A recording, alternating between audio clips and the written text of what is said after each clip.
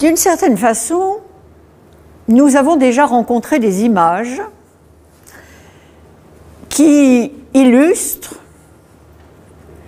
ce qu'est un art visionnaire. Toutes les images que nous avons vues peuvent être considérées, sur un certain plan au moins, comme des témoignages de cet art visionnaire. Seulement, si nous les repassions les unes après les autres, nous nous apercevrions que toutes ces images, en fait, servent les visions des mystiques ou visionnaires qui sont censés les avoir eues, et qu'aucune d'entre elles, aucun de ces artistes, ne se revendique véritablement comme étant un représentant d'un art visionnaire. Donc, si vous voulez, je crois qu'il faut bien comprendre que, par rapport à cette question, une rupture s'est effectuée entre ce que j'appellerais une vision traditionnelle de l'art visionnaire et une vision moderne. Cette rupture s'est effectuée progressivement à partir des temps modernes, mais elle s'est effectuée spectaculairement au XIXe siècle, avec quelques repères majeurs, tels que Rimbaud, par exemple. Donc, quand nous parlons d'art visionnaire, est-ce que nous parlons de la capacité qui a été celle des artistes du passé de représenter des visions?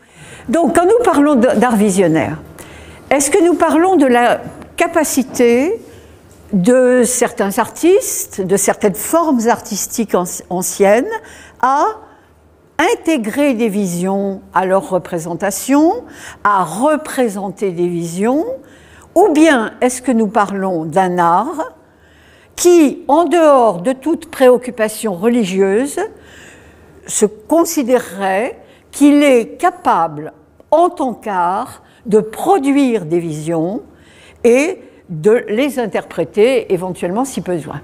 Vous voyez la différence entre un art qui sert l'activité visionnaire des mystiques et autres représentants de la vision, ou bien est-ce que nous avons affaire à un art qui a pris son autonomie, qui n'a plus rien à voir avec le religieux et qui néanmoins continue à développer une activité visionnaire, mais qui à ce moment-là est essentiellement une activité artistique.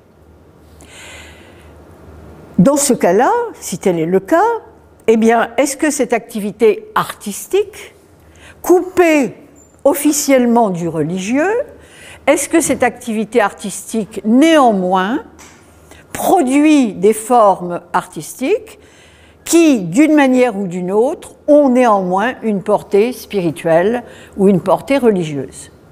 Je ne sais pas si cette problématique est claire, hein? Bon. Donc voilà ce qui est en jeu, me semble-t-il, dans la définition d'un art visionnaire. Alors, la difficulté tient aussi au fait que vous entendez souvent parler, indifféremment, d'un art visionnaire, d'un art magique, d'un art fantastique. Bon.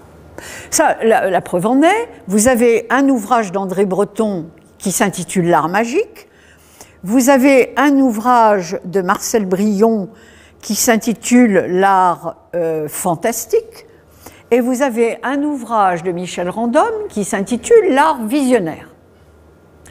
Et si vous feuilletez ces ouvrages, vous voyez à peu de choses près apparaître les mêmes artistes, anciens ou modernes. Donc, on se dit, est-ce que c'est la même chose ou bien est-ce qu'il y a une différence? Pour ma part, je considère que dans la perspective qui est la nôtre depuis hier, depuis le début, il est important de maintenir une différence. Je vous propose donc de considérer, c'est un préalable, mais je pense qu'il se défend, de considérer qu'on a affaire à un art magique, soit lorsqu'il s'agit d'un art dit primitif. Et d'ailleurs, c'est à cet art que se réfère essentiellement André Breton, dans l'ouvrage qui porte ce titre. C'est-à-dire des arts primitifs, des totems, des masques, etc. C'est-à-dire des formes que nous considérons comme artistiques, mais qui en fait étaient des objets qui servaient dans des cérémonies. Des cérémonies qui avaient pour caractéristique de mettre en scène des pouvoirs magiques.